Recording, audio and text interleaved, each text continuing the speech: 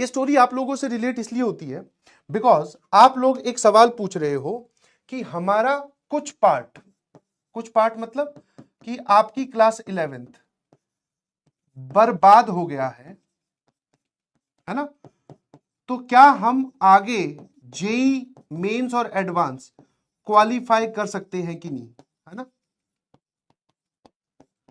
इसलिए मैं तुम्हें एक रियल इंसिडेंट्स बोलते ना, this story is inspired from real characters, और इनके जीवित जो लोग हैं उनसे संबंध है इसका। ऐसे नहीं बोल रहा हूं कि काल्पनिक है, इसका कोई संबंध नहीं है जीवित या मृत आदमी से, इसका पूरा पूरा संबंध है जीवित लड़के से। आपका एक पार्ट 11th का बर्बाद हुआ, आपने हाहाकार मचा दिया, जहां भी जा रहे हो जिससे भी मिल रहे हो 11th बर्बाद है, जेई क्वालिफाई कर सकते हैं कि नहीं कर सकते। एक बच्चे की मैं आपको कहानी सुनाता हूं, ध्यान सुनना। और अभी मेरे को 5 मार्च को वो मिला था, 5 मार्च फ्राइडे एम्स हॉस्पिटल में मेरी उससे मुलाकात हुई। ध्यान से सुनना प्लीज। कुछ दिनों से जो पुराने अर्जुना के हैं वो शायद जानते होंगे, वाइफ की तबीयत थोड़ी ठीक नहीं थी तो मुझे एम्स जाना पड़ता है रेगुलरली। ठीक है, क्या प्रॉब्लम है सर, वाइफ को क्या हुआ है या मैम को क्या हुआ है, उस पर हम डिस्कशन नहीं कर रहे हैं। हाँ, द गुड थिंग इज कि मैम अब ठीक है, रिकवर हो रही है। ठीक है, वो पार्ट नहीं है। बट हाँ, मुझे वाइफ को लेकर एम्स जाना पड़ता है रेगुलरली, मतलब 2 हफ्ते में 3 हफ्ते में बार बार जाना पड़ता है। तो जब एम्स में जाते हैं तो वहां पे एंटर करने के बाद में आप सभी एक बराबर हो, वहां पे लंबी लाइन लगती है, जिस डॉक्टर से आपका अपॉइंटमेंट है उसके बाहर आप खड़े रहते हैं। तो मैं और मेरी वाइफ दोनों उस लाइन में लगे हुए थे। काफी वेट करना पड़ता है, बहुत भीड़ होती है, तो लगे हुए थे। मेरे जस्ट पीछे एक लड़का खड़ा था। ठीक है, और वो लड़के ने क्या किया, मतलब काफी देर बाद में उसने मुझे नोटिस किया होगा, मैं घूमा क्योंकि लाइन में काफी देर से खड़े हो, 1-1.5 घंटा हो गया, तो आप ऐसे तो है नहीं सीधा खड़े रह सकते, मैं थोड़ा घूमा। उसने मुझे देखती, अरे सचिन सर, मैं कहा हाँ बेटा। पहले तो पैर छुए, उसके हाथ में भी फाइल थी, आपको अपनी अपनी फाइल लेके खड़ी रहने पड़ते हैं कि आपकी प्रिस्क्रिप्शन क्या है वो आपको दिखाना होता है सारा, क्या आपका इलाज चल रहा है। तो फिर उससे बात हुई, पहले उसने पूछा सर आप कैसे, फिर मैंने बताया कि वाइफ की थोड़ी तबीयत ठीक नहीं थी, अब रिकवर हो रही है। बोले अच्छा, रेगुलर चेकअप के लिए आए हैं। फिर उससे पूछा, मैं कहा तू यहाँ कैसे, कि बोले कि सर मैं भी रेगुलर चेकअप के लिए आया हूँ। मैंने कहा क्या हुआ ये बता। फिर मैंने कहा तू मुझे कैसे जानता है, कौन से, कोई एक जनरल स्टूडेंट होता है ना, एक जनरल सवाल हम पूछते हैं कि कौन से बैच में था बेटा, अर्जुना में था कि लक्ष्य में था। बोले कि सर मैं अर्जुना का स्टूडेंट हूँ, अर्जुना 2.0 का, है ना, और मैं, मेरा मेन एम आईआईटी जेईई नहीं है सर, मेरा मेन एम एनडीए क्वालिफाई करना है, मुझे एक आर्मी ऑफिसर बनना है सर। बट हाँ, एनडीए में मैथमेटिक्स आती है, तो वो मैथ्स में आपसे पढ़ता था। मैंने कहा बहुत बढ़िया, प्राउड ऑफ यू। फिर मैंने कहा फिर क्या हुआ। बोले कि सर कुछ नहीं, मैथ्स का मेरा, सॉरी एनडीए का मेरा जो रिटर्न पेपर है वो क्वालिफाई हो गया था। अब फिजिकल का राउंड था। ठीक है, फिजिकल का राउंड होता है जिसमें एसएसबी में जाने से पहले, आई बिलीव, ज़्यादा मुझे नॉलेज नहीं है, एसएसबी में जाने से पहले एक फिजिकल का राउंड होता है। तो बोले सर उस राउंड की प्रिपरेशन मैं बहुत अच्छे से कर रहा था, मेरा एनडीए क्वालिफाई हो गया था, रिटर्न क्वालिफाई हो गया था। तो बोले वही शाम को रोज दौड़ लगानी, बिकॉज वो भगवा के देखते हैं, भागो भैया, ठीक है, हाइट मैच करवानी और वो सब, फिजिकल फिटनेस बहुत इंपॉर्टेंट होती है।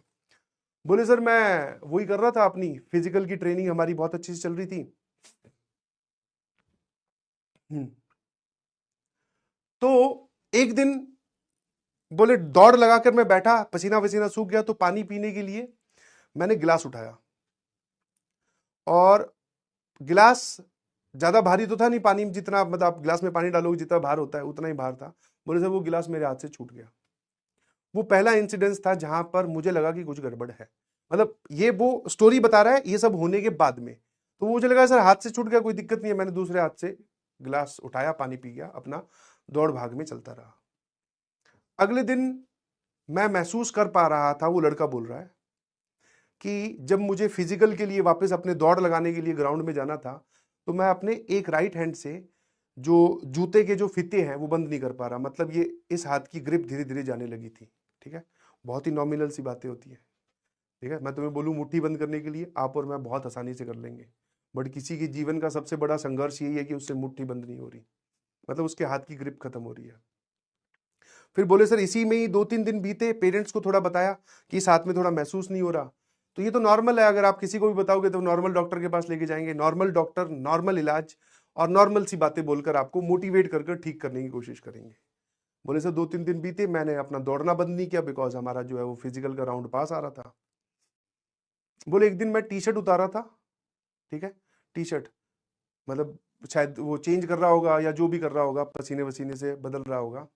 बोले मैं टी शर्ट उतार रहा था तो मेरे दोनों घुटने अपने आप मुड़ गए, मतलब खड़ा हो गए, वो टी शर्ट चेंज कर रहा था तो बोले मैं धड़ाम से गिरा सर। ठीक है, धीरे धीरे धीरे धीरे धीरे धीरे करते करते इन टुकड़ों, टाइम के टुकड़ों में उसकी बॉडी पूरी की पूरी पैरालाइज होगी। मतलब अच्छा खासा 19-20 साल का लड़का, हाँ, घूमता घामता दौड़ लगाता हुआ धीरे धीरे विद इन, बोले सर 1 हफ्ता या 8 या 9 दिन लगे होंगे, मैं पूरा कंप्लीटली बेड पे था, जिसमें अब क्या हालत थी, वो हाथ की ग्रिप लूज होने से अब सिर्फ मेरी आंखों की जो पुतलियां होती है सिर्फ वो ब्लिंक कर रही थी। ना मैं बोल सकता था, ना मेरा हाथ उठ रहा था, ना मेरे उंगलियां हिल रही थी, ना मेरा पैर हिल रहा था। मैं कंप्लीटली बेड पे लेटा हुआ था। ये उस लड़के ने बताया अपनी कहानी।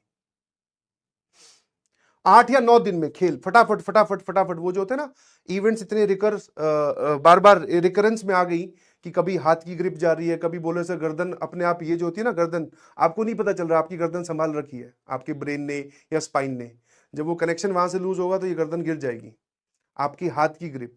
बोले सर 8 या 9 दिन में पूरा बेड पे था, और आसपास घर वाले जो बोल रहे थे वो मुझे सुनाई दे सकते थे, बट मैं उनको बोल के रिप्लाई नहीं कर सकता, सिर्फ पुतलियां झपका रहा हूं, उसी से कुछ समझाने की कोशिश कर रहा हूं। ठीक है, ये कहानी शुरू हुई अब इसके बाद में पेरेंट्स को ये नहीं समझ में आया कि ये बीमारी कौन सी है।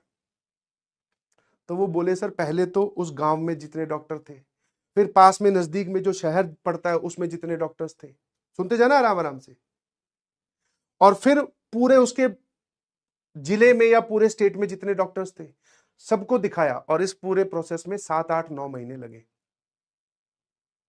या 4-5-6 महीने लगे। 6 महीने जाकर किसी ने बताया कि भैया एम्स में इलाज होगा इस बीमारी का, आप एम्स में जाइए।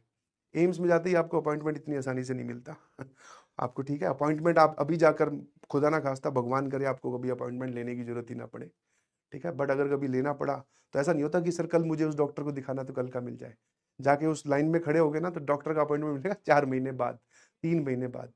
तो वो बोल रहा सर लकीली मुझे 1.5 महीने बाद में डॉक्टर का अपॉइंटमेंट मिल गया।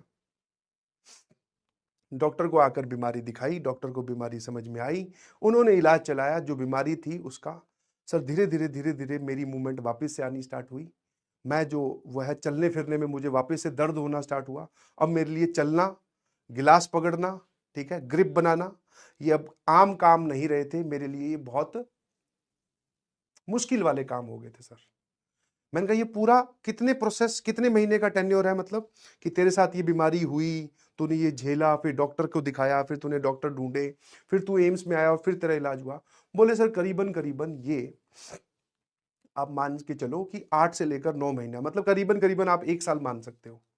1 साल तक तो मैं बीमारी में ही था, उसके बाद में सर दवाइयों की मदद से मैं रिकवर होना स्टार्ट हुआ, और सर मैं रिकवर हो के अब मेरी हालत ये है, फिर मैं पहले वही बोलता ना, बेड से पहले बैठने पे आए, बैठने से फिर चलने पर आए, चलने से फिर थोड़ा थोड़ा हिलने डुलने पर आए, हिलने डुलने पे जब वो लड़का मेरे पीछे खड़े होकर मुझे ये स्टोरी सुना रहा था तब वो एकदम फिट एंड फाइन था।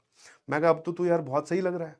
बोले सर वापस। मैंने कहा अब क्या है, और एक और मजे की बात, जो एटीट्यूड उससे मैंने उस दिन सीखा, ये पूरी कहानी बताते वक्त कहीं पर भी चेहरे पे कोई उदासीन नहीं था, मतलब कि अगर आप उसको नॉर्मली दिखा दो तुम्हें सामने लाके तो तुम बता ही नहीं पाओगे ये किस चीज से गुजर के आया। एकदम खुश होकर बता रहा था, या तो पता नहीं मुझसे मिलने की एक्साइटमेंट थी, या फिर शायद उसकी वो बॉडी लैंग्वेज ही थी, या फिर वो देख चुका था कि क्या क्या समस्याएं आती है और कैसे समस्याओं को हराया जाता है। एकदम खुश होके बोले सर ये हुआ, ऐसे ऐसे किया। मैंने कहा अब क्या है, बोले सर अब मैं ठीक हूं। मैंने कहा फिर यहाँ क्यों आया हुआ है, बोले सर रेगुलर चेकअप के लिए। दिखाना पड़ता है ना कि बॉडी में कि मैं सही डायरेक्शन में रिकवर कर रहा हूं कि नहीं, कहीं कुछ ज्यादा गड़बड़ तो नहीं हो जाए। मैंने कहा ठीक है। फिर मैं गया तेरे वो एनडीए बनने वाला है, वो जो तुझे आर्मी ऑफिसर बनना है, एनडीए क्वालीफाई करना है, उसका सपना। बोले सर फिर भर दिया फॉर्म, फिर तैयार हूं। मैं कहा आजकल क्या करता है, बोले सर फिर ग्राउंड में उतरा हुआ हूं और फिर दौड़ लगा रहा हूं। मैं कहा हाँ, मैंने तो बॉडी बॉडी भी अच्छी बना रखी, अच्छी खासी बॉडी बना रखी थी। बोले हाँ सर पिछले 1 महीने से जम के बॉडी जिम कर रहा हूं सर।